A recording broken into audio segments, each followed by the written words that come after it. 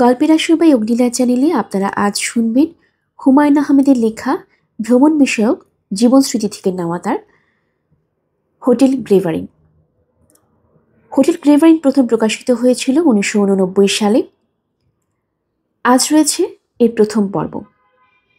শুরু করছি হোটেল গ্রেভারিন। এলেম নতুন দেশে, লরা ইঙ্গেলস, ওয়াইল্ডারের প্রেরি ভূমি, ডাকোটা রাজ্য। ভোর 4টায় পৌঁছলাম। বাইরে অন্ধকার, সূর্য এখনো ওঠেনি। হেক্টর এয়ারপোর্টে খোলা মাঠে হু হু করে হাওয়া বইছে, শীতে গা কাঁপছে। যদিও শীত লাগার কথা নয়, এখন হচ্ছে ফল, শীত আসতে দেরি আছে। আমার মন খুব খারাপ। দেশ ছেড়ে দীর্ঘদিনের জন্য বাইরে যাবার উৎসাহ আমি কখনো বোধ করিনি। বর্ষাকালে বৃষ্টির শব্দ শুনব না, ব্যাঙের ডাক শুনব না, চৈত্র মাসের রাতে খোলা ছাদে পাটি পেতে বসবো না, শীতের দিনে গ্রামের বাড়িতে আগুনের কাছে হাত মিলে ধরব না। এটা হতে পারে না। অনেকের পায়ের নিচে সর্ষে থাকে, তারা বেড়াতে ভালোবাসেন, বিদেশের নামে তাদের রক্তে বাজনা বেজে ওঠে। আমার কাছে ভ্রমণের চেয়ে ভ্রমণ কাহিনী ভালো লাগে। একটা বই হাতে নিজের ঘরে নিজের চেনা জায়গাটায় বসে থাকবো, পাশে থাকবে চায়ের পেয়ালা, অথচ আমি লেখকের সঙ্গে দেশ বিদেশে ঘুরে বেড়াচ্ছি। লেখক হয়তো সুন্দর একটা হ্রদের বর্ণনা দিচ্ছেন, আমি কল্পনায় সেই হ্রদ দেখছি। সেই হ্রদের জল নীল, জলে মেঘের ছায়া পড়েছে। আমার কল্পনা শক্তি ভালো। লেখক তার চোখে যা দেখছেন, আমি আমার কল্পনার চোখে তার চেয়ে ভালো দেখতে পাচ্ছি। কাজেই কষ্ট করে যাযাবরের মতো দেশ বিদেশে দেখার প্রয়োজন কি? প্রেরি ভূমি সম্পর্কে আমি ভালো জানি। লরা ইঙ্গেলস প্রতিটি বইয়ে আমার অনেকবার করে পড়া। নিজের চোখে এই দেশ দেখার কোনো আগ্রহ আমার নেই। আমি এসেছি পড়াশোনা করতে। নর্থ ডাকোটা স্টেট ইউনিভার্সিটি থেকে কেমিস্ট্রির মতো রসকসহীন একটি বিষয়ে পিএইচডি ডিগ্রি নিতে হবে। কত দীর্ঘ দিবস, দীর্ঘ রজনী কেটে যাবে ল্যাবরেটরিতে পাঠ্যবের গোলক ধাঁধায়। মনে হলেই হৃৎপিণ্ডের টিকটিক খানিকটা হলেও স্লথ হয়ে যায়। হেক্টর এয়ারপোর্টের উপর দিয়ে বয়ে যাওয়া হাওয়ার মতো বুকের ভেতরটাও হু হু করে। মন খারাপ হবার আমার আরেকটি বড় কারণ আছে। দেশের 17 বছর বয়সে আমার স্ত্রীকে ফেলে এসেছি। তার শরীরে আমাদের প্রথম সন্তান, ভালোবাসাবাসির প্রথম পুষ্প। ঢাকা এয়ারপোর্টে আরও অনেকের সঙ্গে সেও এসেছিল। সারাক্ষণে সে একটু দূরে দূরে সরে রইল। এই বয়সে সন্তান ধারণের লজ্জায় সে ম্রিয়মাণ। কালো একটা চাদরে শরীরটা ঢেকে ঢুকে রাখার চেষ্টাতেই তার সময় কেটে যাচ্ছে। বিদায়ের আগ মুহূর্তে সে বলল, আমাদের প্রথম বাচ্চার জন্মের সময় তুমি পাশে থাকবে না? আমার চোখে প্রায় পানি এসে যাওয়ার মতো অবস্থা হলো। ইচ্ছে করলো টিকিট এবং পাসপোর্ট ছুঁড়ে ফেলে তার হাত ধরে বলি, চলো বাসায় যাই। অল্প কিছুদিন আমাদের আয়ু। এই অল্প কিছুদিনের মধ্যে আমাদের কত আয়োজন, পাস, ডিগ্রি, চাকরি, প্রমোশন, টাকা পয়সা, বাড়িঘর। কোনো মানে হয়? কোনোই মানে হয় না। আমার মনের অবস্থা সে টের পেল। মুহূর্তের মধ্যে কথা ঘুরিয়ে বলল, যদি ছেলে হয় নাম রাখবো আমি, আর যদি মেয়ে হয় নাম রাখবে তুমি, কেমন? প্লেনে আসতে আসতে সারাক্ষণ আমি আমার মেয়ের নাম ভেবেছি। কত লক্ষ লক্ষ নাম পৃথিবীতে, কিন্তু কোনোটি আমার মনে ধরছে না। কোনোটি যেন মায়ের গর্ভে ঘুমিয়ে থাকা রাজকন্যার উপযুক্ত নাম নয়। এই পৃথিবীর সর্বশ্রেষ্ঠ নামটি আমাকে আমার মেয়ের জন্য খুঁজে বের করতে হবে। আজ থেকে 18, 19 বা 20 বছর পর কোনো এক প্রেমিক পুরুষ এই নামে আমার মেয়েকে ডাকবে। ভালোবাসার কত না গল্প সে করবে। হেক্টর এয়ারপোর্টের লাউঞ্জে বসে এইসব ভাবছি। চিৎকার করে কাঁদতে ইচ্ছে হচ্ছে। পৃথিবীটা এমন যে বেশিরভাগ ইচ্ছায় কাজে খাটানো যায় না। আমি বসে বসে ভোর হবার জন্য অপেক্ষা করছি। এত ভোরে কেউ আমাকে নিতে আসবে এরকম মনে করার কোনো কারণ নেই। প্রতি বছর হাজার খানেক বিদেশি ছাত্র নর্থ ডাকোটা স্টেট ইউনিভার্সিটিতে পড়াশোনা করতে আসে। কার এত গরজ পড়েছে এদের এয়ারপোর্ট থেকে খাতির করে ইউনিভার্সিটিতে নিয়ে যাওয়ার? তুমি কি বাংলাদেশের ছাত্র আহমদ? আমি চমকে তাকালাম। 25-30 বছরের যে মহিলা আমার পাশে এসে দাঁড়িয়েছেন তার দিকে বেশিক্ষণ তাকানো যায় না, চোখ ঝলসে যায়। অপূর্ব রূপবতী, যে পোশাক তার গায়ে, তার উদ্দেশ্যে সম্ভবত শরীরের সুন্দর অংশগুলোর দিকে মানুষের দৃষ্টি আকর্ষণ করা। আমি জবাব না দিয়ে ফ্যাল করে তাকিয়ে রইলাম। ভদ্রমহিলা আবার বললেন, তুমি কি বাংলাদেশের ছাত্র আহমদ?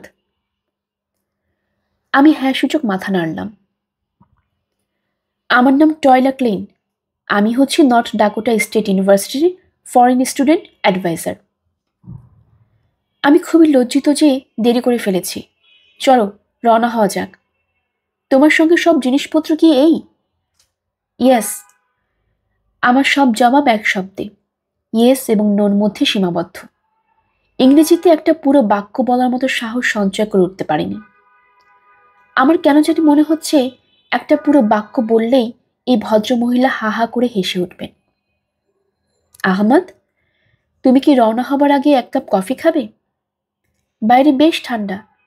হঠাৎ কেন জানি ঠান্ডা পড়ে গেছে। কফি আনবো? না।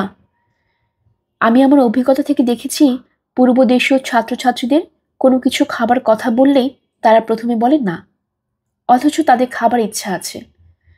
আমি শুনেছি না বলাটা তাদের ভদ্রতার একটা অংশ। কাজেই আমি আবার তোমাকে জিজ্ঞেস করছি, তুমি কি কফি খেতে চাও? চাই। ভদ্রমহিলা কাগজের গ্লাসে 2 কাপ কফি নিয়ে এলেন। এর চেয়ে কুৎসিত কোনো পানীয় আমি এই জীবনে খাইনি। কষা তিতকুটে একটা জিনিস, নাড়ি ভুড়ি উল্টে আসা জোগাড়। ভদ্রমহিলা বললেন, হট কফি ভালো লাগছে না? আমি মুখ বিকৃত করে বললাম, খুব ভালো। টয়লা ক্লিন হেসে ফেলে বললেন, আহমদ, তোমাকে আমি একটা উপদেশ দিচ্ছি। আমেরিকায় পূর্বদেশীয় ভদ্রতা অচল। এদেশে সব কিছু তুমি সরাসরি বলবে। কফি ভালো লাগলে বলবে ভালো, খারাপ লাগলে কফির কাপ ইয়াক বলে ছুঁড়ে ফেলবে ডাস্টবিনে।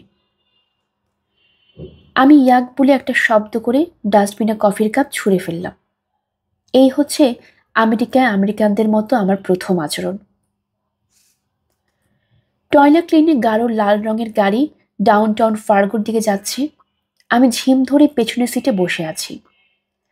আশেপাশের দৃশ্য আমাকে মোটেই টানছে না। টয়লা ক্লেইন একটা ছোটখাটো বক্তৃতা দিলেন। প্রতিটি শব্দ খুব স্পষ্ট করে বললেন, তাতে বুঝতে আমার তেমন কোনো অসুবিধা হলো না। আমেরিকানদের ইংরেজি বোঝা যায়, ব্রিটিশদের তা বোঝা যায় না। ব্রিটিশরা অর্ধেক কথা বলে, অর্ধেক পেটে রেখে দেয়। যা বলে তাও বলার আগে মুখে খানিকক্ষণ রেখে গার্গল করে বলে আমার ধারণা। আহমদ, তোমাকে আমি নিয়ে যাচ্ছি হোটেল গ্রেভারিনে। হোটেল গ্রেভারিন পুরো দোস্তর একটা হোটেল। তবে হোটেলের মালিক গত বছর এই হোটেল স্টেট ইউনিভার্সিটিকে দান করে দিয়েছেন। বর্তমানে ইউনিভার্সিটির ছাত্ররা হোটেলটা চালাচ্ছে। অনেক গ্র্যাজুয়েট স্টুডেন্ট এই হোটেলে থেকে পড়াশোনা করে। তুমিও ইচ্ছা করে তা করতে পারো। হোটেলের সব সুযোগ সুবিধা এখানে আছে। বার আছে, বলরুম আছে, সাওয়ানা আছে। একটাই অসুবিধা, হোটেলটা ইউনিভার্সিটি থেকে 10 কিলোমিটার দূরে। তোমাকে বাসে যাতায়াত করতে হবে। এটা কোনো সমস্যা হবে না। হোটেল থেকে 2 ঘন্টা পর পর ইউনিভার্সিটি বাস যায়। আমি কি বলছি বুঝতে পারছো তো? পারছি। তুমি এসেছো একটা অড টাইমে। স্প্রিং কোয়ার্টার শুরু হতে এখনো 11 দিনের মতো বাকি। সামারের ছুটি চলছে। এই কদিন বিশ্রাম নাও। নতুন দেশের সঙ্গে অ্যাডজাস্ট করতেও কিছু সময় লাগে, তাই না? ইয়েস। টয়লা ক্লিন হেসে বললেন, ইয়েস এবং নো এই দুটি শব্দ ছাড়াও তোমাকে আরও কিছু শব্দ শিখতে হবে। দুটি শব্দ সম্বল করে কথাবার্তা চালানো বেশ কঠিন। তিনি আমাকে হোটেলের রিসেপশনে নিয়ে অতি দ্রুত কী সব বলতে লাগলেন ডেস্কে বসে থাকা পাথরের মতো মুখের মেয়েটিকে। সেই সব কথার এক বর্ণ আমি বুঝলাম না, বোঝার চেষ্টাও করলাম না। আমি তখন একটা দীর্ঘ বাক্য ইংরেজিতে তৈরি করা কাজে ব্যস্ত। বাক্যটা বাংলায় এরকম, মিসেস টয়লা ক্লেইন, আমি যে এই ভোররাতে আমাকে এয়ারপোর্ট থেকে আনার জন্য নিজে গিয়েছেন এবং নিজে হোটেলে পৌঁছে দিয়েছেন, তার জন্য আপনাকে অসংখ্য ধন্যবাদ। আমি আপনার প্রতি খুবই কৃতজ্ঞ বোধ করছি।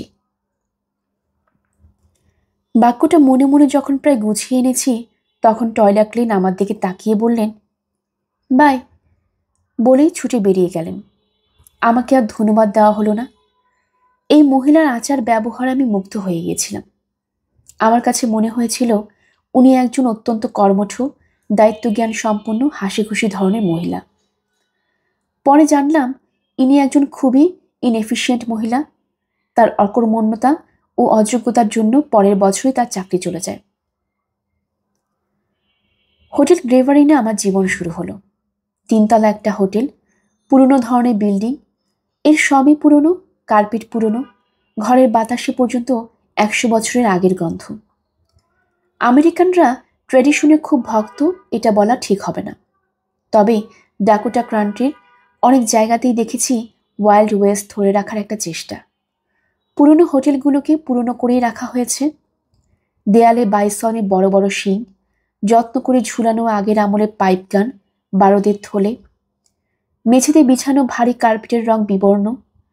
আমেরিকানরা হয়তো বা এসব দেখে নস্টালজিক হয়। আমি হলাম বিরক্ত। কোথায় এরা আমাকে এনে তুলল? আমার ঘরটা দোতলায়, বিরাট ঘর, 2টো খাট পাশাপাশি বিছানো। ঘরের আসবাবপত্র কোনোটাই আমার মন কাড়ল না। তবে দেয়াল জোড়া পুরনো কালের আয়নাটা অপূর্ব, যেন বাংলাদেশের দিঘির কালো জলকে জমিয়ে আয়না বানিয়ে দেয়ালে সাজিয়ে রাখা হয়েছে। এরকম চমৎকার আয়না এই যুগে তৈরি হয় কিনা আমি জানি না। আমার পাশের ঘরে থাকেন 90 বা 100 বছরের একজন বুড়ি।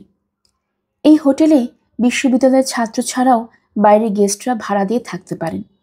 লক্ষ্য করলাম গেস্টদের প্রায় সবাই বৃদ্ধ বা বৃদ্ধা শ্রেণীর।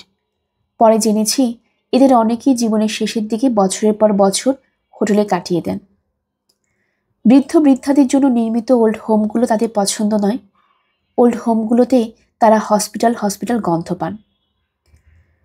লোকজনও ওল্ড হাউসগুলোকে দেখে করুণার চোখে, এর চেয়ে হোটেলে ভালো। পাশের ঘরে বৃদ্ধার নাম মনে পড়ছে না, সুসীন বা সুজি জাতীয় কিছু হবে। দেখতে অবিকল পথের পাঁচালের সত্যজিতের ছবির ইন্দিরা ঠাকুরনের মতো।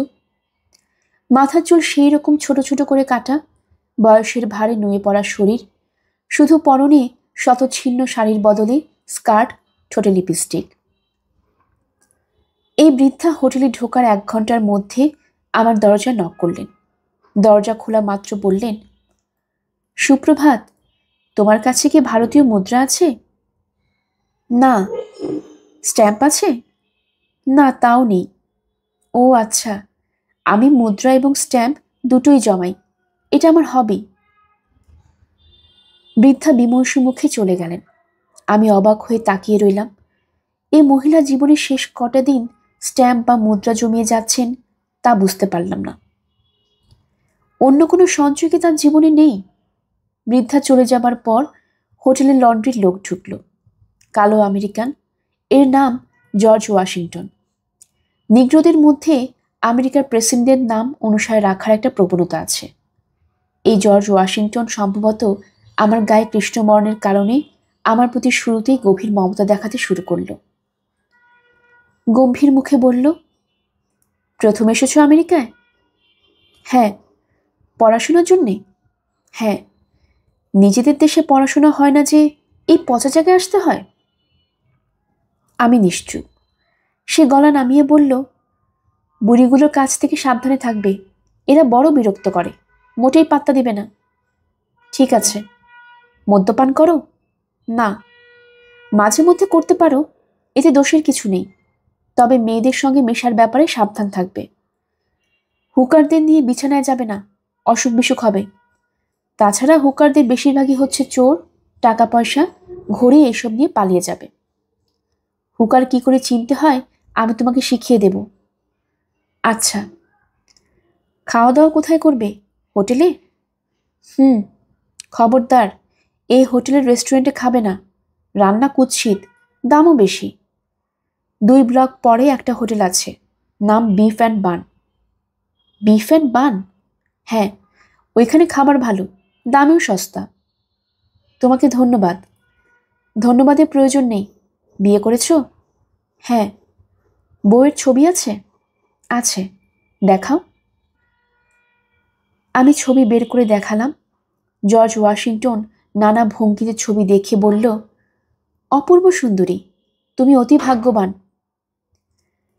আমেরিকানদের অনেক কুৎসিত অভ্যাসের পাশে পাশে অনেক সুন্দর অভ্যাসও আছে, যার একটি হচ্ছে ছবি দেখে মুগ্ধ হওয়ার ভান করা। আমি লক্ষ্য করেছি অতি সামান্য পরিচয়েও এরা বলে, ফ্যামিলির ছবি সঙ্গে আছে, দেখি কেমন। ছবিতে যদি তারকা রাক্ষসীর মতো কোনো দাঁত বের করা মহিলাও থাকে, এরা বলবে, অপূর্ব, তুমি ভাগ্যবান পুরুষ, লাকি ডগ। এরা মানিব্যাগে ক্রেডিট কার্ডের পাশে নিজের স্ত্রী এবং ছেলে মেয়েদের ছবি রাখে। এর কোনো ব্যতিক্রম পাওয়া যাবে না বলেই আমার ধারণা। অবশ্য স্ত্রী বদলাবার সঙ্গে সঙ্গে ছবিও বদলায়। নতুন স্ত্রীকে দিনের মধ্যে 100 বার মধুর কণ্ঠে হানি ডাকে, সেই হানি একসময় হেমলক হয়ে যায়। তখন খোঁজ পড়ে নতুন কোনো হানির। মানিব্যাগে আবার ছবি বদল হয়। জর্জ ওয়াশিংটন চলে গেল। আমি সন্ধ্যা পর্যন্ত একা একা নিজের ঘরে বসে রইলাম। কিছুই ভালো লাগে না। ঘরে চিঠি লেখার কাগজপত্র আছে, চিঠি লিখতে ইচ্ছে করল না। সঙ্গে একটিমাত্র বাংলা বই, রবীন্দ্রনাথের গল্পগুচ্ছ। ভেবেছিলাম একাকিত্বে জীবন গল্পগুলো পড়তে ভালো লাগবে। আমার প্রিয় গল্পের একটি পড়তে চেষ্টা করলাম। সুরবালার সঙ্গে একত্রে পাঠশালায় গিয়াছি এবং বউ বউ খেলিয়াছি। তাহাদের বাড়িতে গেলে সুরবালার মা আমাকে বড় যত্ন করিতেন এবং আমাদের দুইজনকে একত্র করিয়া আপনা আপনি বলা বলি করিতেন। আহা, দুটিতে বেশ মানায়। আমার এত প্রিয় গল্প, অথচ পড়তে ভালো লাগলো না। ইচ্ছে হলো হোটেলের জানালার খুলে নিচে লাফিয়ে পড়ি। রাতে খেতে গেলাম বিফ অ্যান্ড বার্ন রেস্টুরেন্টে। আলো ঝলমল ছোটোখাটো একটা রেস্টুরেন্ট। বিমানবালাদের মতো পোশাকে 3টি ফুটফুটে তরুণী খাবার দিচ্ছে, অর্ডার নিচ্ছে, মাঝে মাঝে রসিকতা করছে। এদের চেহারা যেমন সুন্দর, কথাবার্তাও তেমনই মিষ্টি। আমেরিকান সুন্দরীরা কেমন তা দেখতে হলে এদের বার রেস্টুরেন্টে উকি দিয়ে ওয়েট্রেসদের দেখতে হয়। আমি কোনার দিকের একটা টেবিলে বসলাম। আমার পকেটে আছে মাত্র $15। 1977 সালের কথা। তখন দেশের বাইরে $20 বেশি নেওয়া যেত না। আমি $20 নিয়েই বের হয়েছিলাম। পথে লোভে পড়ে এক কার্টুন মালবড়ো সিগারেট কিনে ফেলায় ডলারের সঞ্চয় কমে গেছে। মেনু দেখে আটকে উঠলাম। সব খাবারের দাম $8, $9। স্টেক জাতীয় খাবারগুলোর দাম আরও বেশি। বেছে বেছে সবচেয়ে কম দামে একটা খাবারের অর্ডার দিলাম, ফ্রেঞ্চ টোস্ট। দামে সস্তা, তাছাড়া চেনা খাবার। ওয়েট্রেস অবাক হয়ে বলল, এটাই কি তোমার ডিনার? আমি বললাম, ইয়েস। সঙ্গে আর কিছু নেবে না? কোল্ড ড্রিঙ্ক কিংবা কফি? নো। রাতের খাবার শেষ করে একা একা হোটেলের লাউঞ্জে বসে রইলাম। লাউঞ্জ প্রায় ফাঁকা। এক কোণায় দুজন বুড়ো বুড়ি ঝিম মেরে বসে আছে। তাদের দেখে মনে হচ্ছে জীবনের বাকি দিনগুলো কি করে কাটাবে এরা এই নিয়ে চিন্তিত। ওদের চেয়ে আমি নিজেকে আলাদা করতে পারলাম না। পাশের ঘরেই হোটেলের বার। সেখানে উত্তম গান হচ্ছে। খোলা দরজা দিয়ে দেখা যাচ্ছে নারী পুরুষ জড়াজড়ি করে নাচছে। গানের কথাগুলো পরিষ্কার নয়। একটি চরণ বারবার ফিরে ফিরে আসছে, whom do you want to লাভ ইয়ে। ইয়ে শব্দটির মানে কি কে জানে। রাতে ঘুম এলো না ভয়ে, ভূতের ভয়। এই ভূতের ভয়ের মূল কারণ আমার ঘরে রাখা হোটেল গ্রেভারিন সম্পর্কিত একটি তথ্য পুস্তিকা। সেখানে আছে এই পাথরের হোটেলটি কে প্রথম বানিয়েছিলেন সেই সম্পর্কে তথ্য। বিখ্যাত ব্যক্তি কারা কারা এই হোটেলে ছিলেন তাদের নামধাম। সেই সব বিখ্যাত ব্যক্তির কাউকে চিনতে পারলাম না। তবে এই হোটেলে একটি ভৌতিক কক্ষ আছে জেনে আটকে উঠলাম।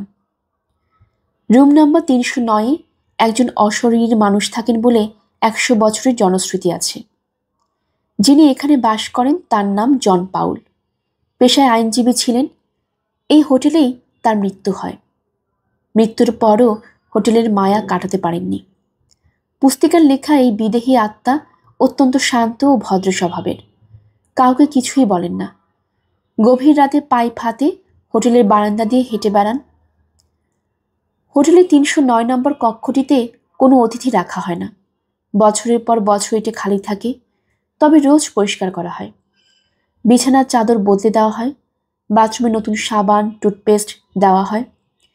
ঘরের সামনে একটা সাইনবোর্ড আছে, সেখানে লেখা মিস্টার জন পাউলের ঘর। নীরবতা পালন করুন, জন পাউল নীরবতা পছন্দ করেন। পুরো ব্যাপারটা এক ধরনের রসিকতা কিংবা আমেরিকানদের ব্যবসা কৌশলের একটা অংশ। তবু রাত যতই বাড়তে লাগলো, মনে হতে লাগলো এই বুঝি জন পাউল এসে আমার দরজায় দাঁড়িয়ে বলবেন, তোমার কাছে কি আগুন আছে? আমার পাইপের আগুন নিভে গেছে। এমনিতেই ভয় কাঠ হয়ে আছি, তার উপর পাশের ঘরের বৃদ্ধা বিচিত্র সব শব্দ করছেন। এই খক খক করে কাশছেন, এই চেয়ার ধরে টানাটানি করছেন, গানের সিকি অংশ শুনছেন, দরজা খুলে বেরোচ্ছেন আবার ঢুকছেন। শেষ রাতের দিকে মনে হলো দেশ গায়ের মেয়েদের মতো সুর করে বিলাপ শুরু করেছেন। নিঃসঙ্গ মানুষদের অনেক ধরনের কষ্ট থাকে। পুরোপুরি না ঘুমিয়ে কেউ রাত কাটাতে পারে না। শেষ রাতের দিকে কিছুক্ষণের জন্য হলেও ঘুম আসে, কিন্তু আমার এলো না। পুরো রাত চেয়ারে বসে কাটিয়ে দিলাম। ভোরবেলা আমার ছোট ভাই মোহাম্মদ জাফর ইকবাল টেলিফোন করলো ওয়াশিংটন সিয়াটল থেকে। সে আমার আগে এদেশে এসেছে। পিএইচডি করেছে নিউক্লিয়ার ফিজিক্সে। পরিষ্কার লজিকের ঠান্ডা মাথার একটা ছেলে। ভাবালুতা কিংবা অস্থিরতার মধ্যে কিছুই তার মধ্যে নেই। জটিল বিষয় নিয়ে গবেষণার ফাঁকে ফাঁকে সে অসম্ভব সুন্দর কিছু লেখা লিখে ফেলেছে। কপট্র অনেক সুখ দুঃখ, দীপু নাম্বার 2, হাত কাটা রবিন। প্রসঙ্গের বাইরে চলে যাচ্ছি, তবু বলার লোভ সামলাতে পারছি না। জাফর ইকবালের লেখা পড়লে ঈর্ষার শুকনো খোঁচা অনুভব করি। এই ক্ষমতাবান প্রবাসী লেখক দেশে তার যোগ্য সম্মান পেলেন না। এই দুঃখ আমার কোনোদিন যাবে না। মূল প্রসঙ্গে ফিরে আসি। ইকবাল টেলিফোন করে খাস ময়মনসিংহের উচ্চারণে বলল, দাদা ভাই কেমন আছো? আমি বললাম, তুই আমার টেলিফোন নাম্বার কোথায় পেলি? আমেরিকার টেলিফোন নাম্বার পাওয়া কোনো সমস্যা না। তুমি কেমন আছো বলো। তোর কাছে ডলার আছে? তোমাকে $100 একটা ড্রাফট পাঠিয়ে দিয়েছি, আজই পাবে। $100 হবে না, তুই আমাকে একটা টিকিট কেটে দে, আমি দেশে চলে যাব। আমার কথায় সে বিন্দুমাত্র বিচলিত হলো না। সহজ গলায় বলল, যেতে চাও কোনো অসুবিধা নেই, টিকিট কেটে দেব। কয়েকটা দিন যাক, একটু ঘুরে ফিরে দেখো। এখানে বাংলাদেশের ছেলে নেই? বাংলাদেশি ছেলের আমার কোনো দরকার নেই, তুই টিকিট কেটে পাঠা। আচ্ছা পাঠাবো। তুমি কি পৌঁছার সংবাদ দেশে দিয়েছ? ভাবে কি চিঠি লিখেছ? চিঠি লেখার দরকার কি, আমি নিজেই তো যাচ্ছি। তা ঠিক, তবু লিখে দাও, যেতে যেতেও তো সময় লাগবে। আজই লিখে ফেলো। আর শোনো, তোমার যে খুব খারাপ লাগছে, দেশে চলে যেতে চাচ্ছ, এইসব না লিখলেই ভালো হয়। আমি চুপ করে রইলাম। ইকবাল বলল, রাতে তোমাকে আবার টেলিফোন করব, আর আমি তোমাদের ফরেন স্টুডেন্ট অ্যাডভাইজারকে ফোন করে বলে দিচ্ছি যাতে তিনি বাংলাদেশি ছেলেদের সঙ্গে তোমার যোগাযোগ করিয়ে দেন। সেই সময় ফার্গো শহরে আরেকজন মাত্র বাঙালি ছিলেন, সুফি সাহেব। তিনি এসেছেন অ্যাগ্রোনমিতে পিএইচডি করতে। তার সঙ্গে আমার কোনো রকম যোগাযোগ হলো না। দিনের বেলাটা ইউনিভার্সিটিতে খানিকক্ষণ ঘুরলাম। চারিদিকে বড় বেশি ঝকঝকে তকতকে, বড় বেশি গোছানো। বিশ্ববিদ্যালয়ের সামারে বন্ধ থাকলেও কিছু কিছু ক্লাস হচ্ছে। একটা ক্লাসরুমে উকি দিয়ে দেখি অনেক ছেলেমেয়ের হাতের কফির কাপ কিংবা কোল্ড ড্রিঙ্কের বোতল। আরাম করে খাওয়া দাওয়া করতে করতে অধ্যাপকদের বক্তৃতা শুনছে। পৃথিবীতে দু ধরনের মানুষ আছে। এক ধরনের কাছে বিদেশের সব কিছুই ভালো লাগে, অন্যদের কিছুই ভালো লাগে না। আমি দ্বিতীয় দলের। আমার কাছে কিছুই ভালো লাগে না, যা দেখি তাতেই বিরক্ত হই। রাতে আবার খেতে গেলাম বিফ অ্যান্ড বানে, সেই পুরাতন খাবার, ফ্রেঞ্চ টোস্ট। রুটিনটা হলো এরকম, সকালবেলা ইউনিভার্সিটি এলাকায় যাই, একা একা হাঁটাহাঁটি করি, যা দেখি তাই খারাপ লাগে। সন্ধ্যায় হোটেলে ফেরত আসি, রাতে খেতে যাই বিফ অ্যান্ড বানে। ফ্রেঞ্চ টোস্টের অর্ডার দিই, অন্য কিছু খেতে ইচ্ছে করে না। ডলারের অভাব এখন আর আমার নেই।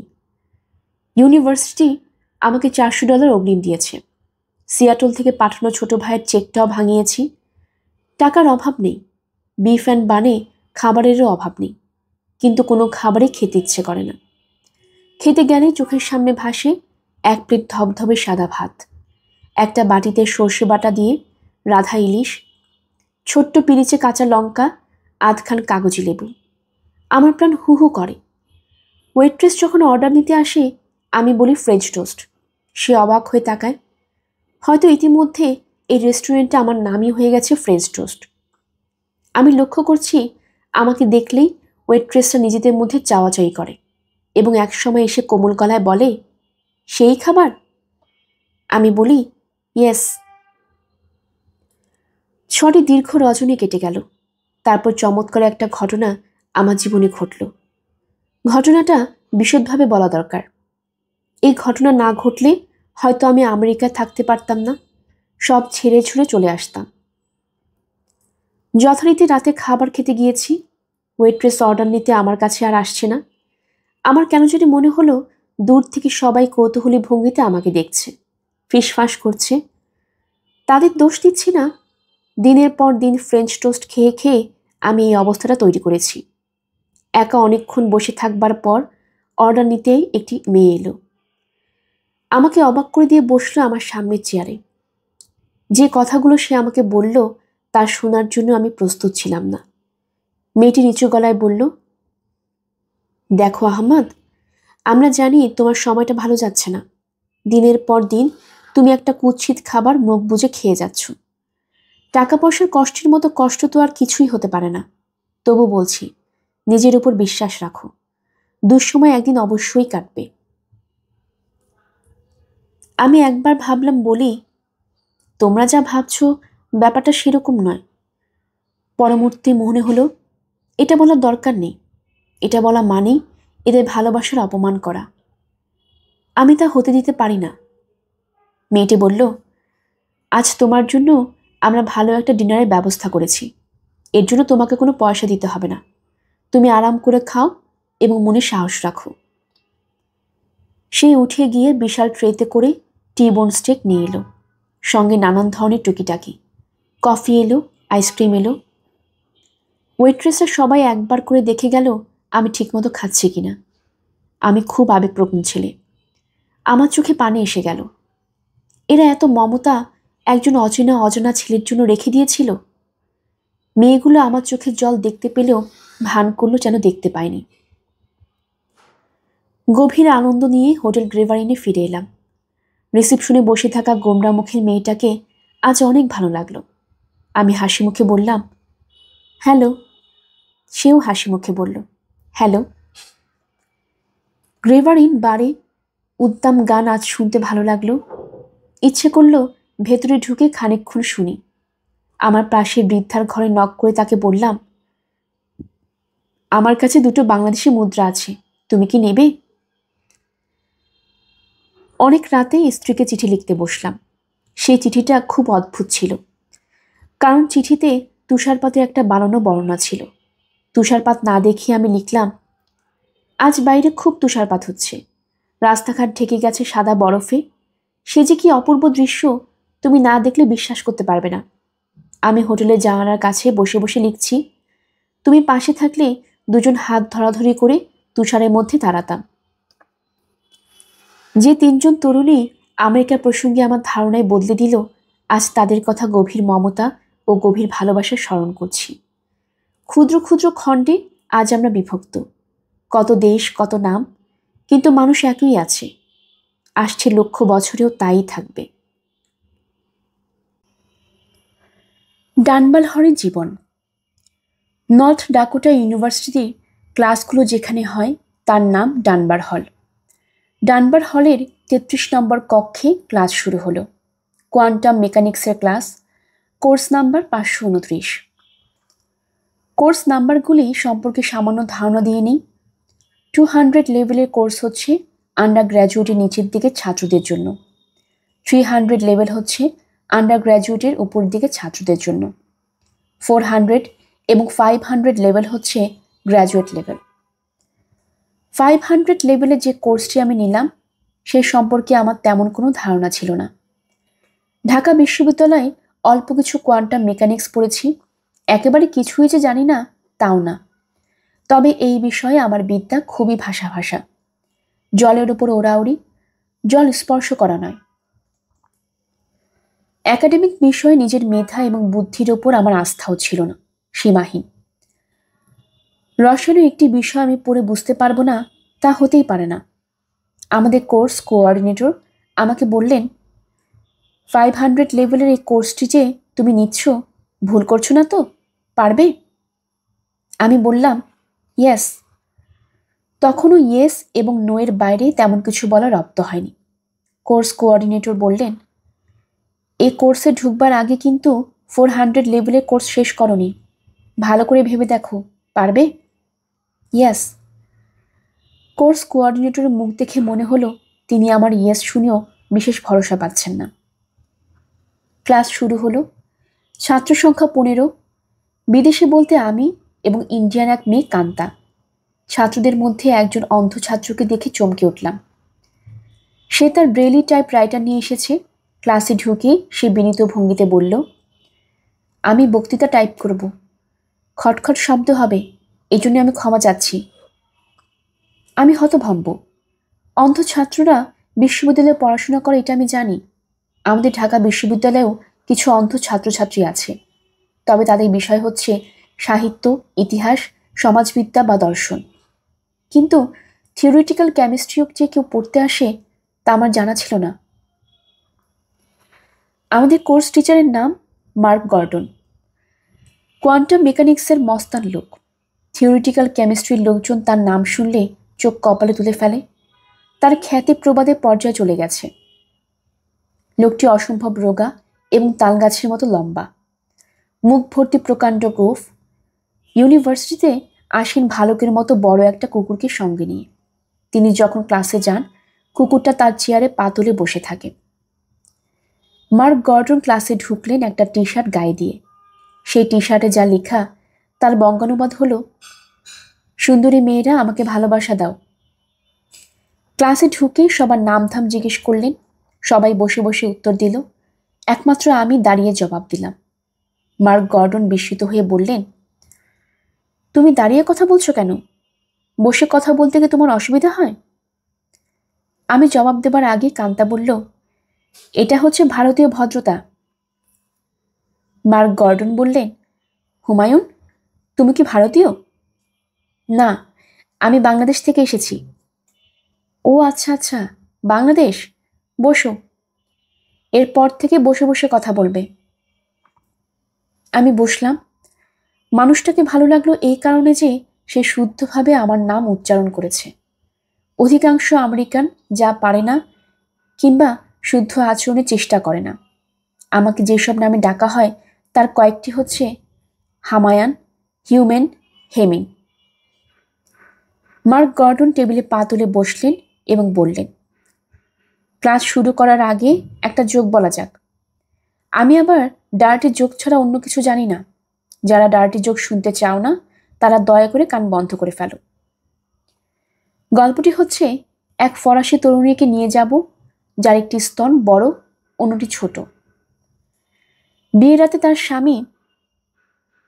গল্পটি চমৎকার, তবে এই দেশে তা আমার পক্ষে বলা সম্ভব না বলে শুধু শুরু করলাম। গল্পটা শেষ হওয়ার পর হাসি থামতে 5 মিনিটের মতো লাগলো। শুধু কান্তা হাসলো না, মুখ লাল করে বসে রইল, যেন পুরো রসিকতাটা তাকে নিয়েই করা হয়েছে।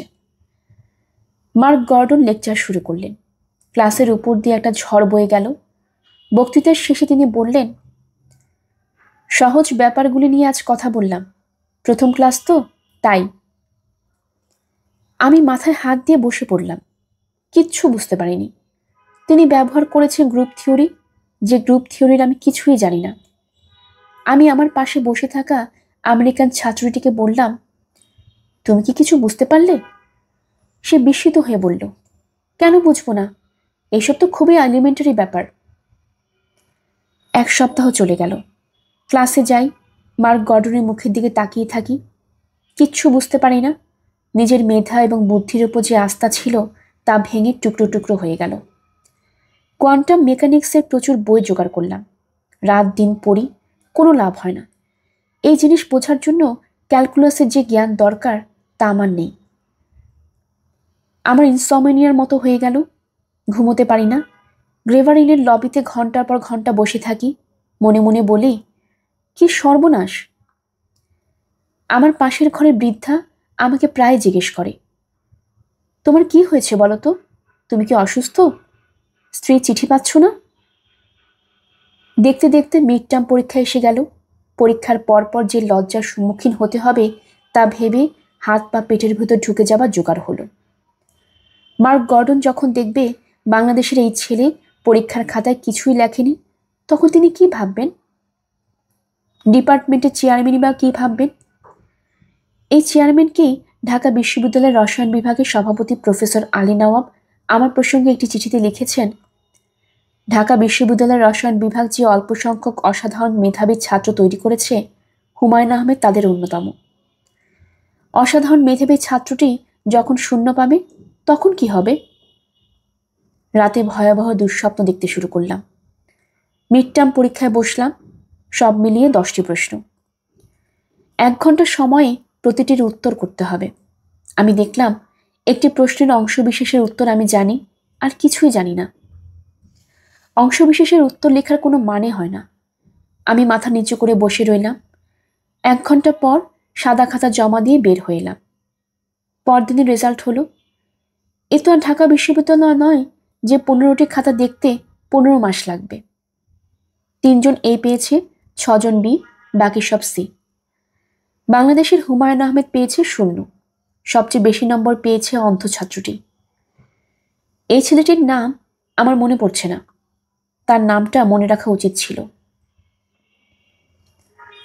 মার্ক গর্ডন আমাকে ডেকে পাঠালেন, বিস্মিত গলায় বললেন, ব্যাপারটা কি বলো তো? আমি বললাম, কোয়ান্টাম মেকানিক্সে আমার কোনো ব্যাকগ্রাউন্ড ছিল না। এই হায়ার লেভেলের কোর্স আমি কিছুই বুঝতে পারছি না। বুঝতে পারছো না? তাহলে ছেড়ে দিচ্ছ না কেন? ঝুলে থাকার মানে কি? আমি ছাড়তে চাই না। তুমি বোকামি করছো। তোমার গ্রেড যদি খারাপ হয়, তুমি গড় ডেট শ্রী চলে আসে, তাহলে তোমাকে বিশ্ববিদ্যালয় ছেড়ে চলে যেতে হবে। গ্র্যাজুয়েট কোর্সের এই নিয়ম। এই নিয়ম আমি জানি। জেনেও তুমি এই কোর্সটি চালিয়ে যাবে? হ্যাঁ। তুমি খুবই নির্বোধের মতো কথা বলছো। হয়তো বলছি, কিন্তু আমি কোর্সটা ছাড়বো না। কারণটা বলো। একজন অন্ধ ছাত্র যদি এই কোর্সের সবচেয়ে বেশি নম্বর পেতে পারে, আমি পারবো না কেন? আমার তো চোখ আছে। তুমি আবারও নির্বোধের মতো কথা বলছো। সে অন্ধ হতে পারে, কিন্তু তার এই বিষয়ে চমৎকার ব্যাকগ্রাউন্ড আছে। সে আগের কোর্স সবগুলি করেছে। তুমি করনি। তুমি আমার উপদেশ শোনো, এই কোর্স ছেড়ে দাও। না। আমি ছাড়লাম না। নিজে নিজে অঙ্ক শিখলাম, গ্রুপ থিওরি শিখলাম, অপারেটর অ্যালজেব্রা শিখলাম। মানুষের অসাধ্য কিছু নেই, এই প্রবাদটি সম্ভবত ভুল নয়। এক সময় অবাক হয়ে লক্ষ্য করলাম কোয়ান্টাম মেকানিক্স বুঝতে শুরু করেছি। ফাইনাল পরীক্ষায় যখন বসলাম, তখন আমি জানি আমাকে আটকানোর কোনো পথ নেই। পরীক্ষা হয়ে গেল। পরদিন মার্ক গর্ডন একটি চিঠি লিখে আমার মেইল বক্সে রেখে দিলেন। টাইপ করা একটা সংক্ষিপ্ত চিঠি, যার বিষয়বস্তু হচ্ছে, তুমি যদি আমার সঙ্গে থিওরিটিক্যাল কেমিস্ট্রিতে কাজ করো তাহলে আমি আনন্দিত হব, এবং তোমার জন্য আমি একটি ফেলোশিপ ব্যবস্থা করে দেব। তোমাকে আর কষ্ট করে টিচিং অ্যাসিস্ট্যান্টশিপ করতে হবে না। একটি পরীক্ষা দিয়েই আমি বিশ্ববিদ্যালয়ে পরিচিত হয়ে গেলাম। বিভাগীয় চেয়ারম্যান নিজের উদ্যোগে ব্যবস্থা করে দিলেন যেন আমি আমার স্ত্রীকে আমেরিকায় নিয়ে আসতে পারি। পরীক্ষায় কত পেয়েছিলাম তা বলার লোভ সামলাতে পারছি না। পাঠক পাঠিকারা আমার এই লোভ ক্ষমার চোখে দেখবেন বলে আশা করি। আমি পেয়েছিলাম 100-তে 100। বর্তমানে আমি ঢাকা বিশ্ববিদ্যালয়ের রসায়ন বিভাগে কোয়ান্টাম কেমিস্ট্রি পড়াই। ক্লাসের শুরুতে ছাত্রদের এই গল্পটি বলি। শ্রদ্ধা নিবেদন করি ওই অন্ধ ছাত্রটির প্রতি, যার কারণে আমার পক্ষে অসম্ভব সম্ভব হয়েছিল। আরেকটি কথা, আমি কিন্তু মার্ক গর্ডনের সঙ্গে কাজ করতে রাজি হইনি। এই বিষয়টি নিয়ে আর কষ্ট করতে ইচ্ছা করছিল না। তাছাড়া আমার খানিকটা কুকুর ভীতি আছে। মার্ক গর্ডনের ভালুকের মতো কুকুরটিকে পাশে নিয়ে কাজ করার প্রশ্নই ওঠে না।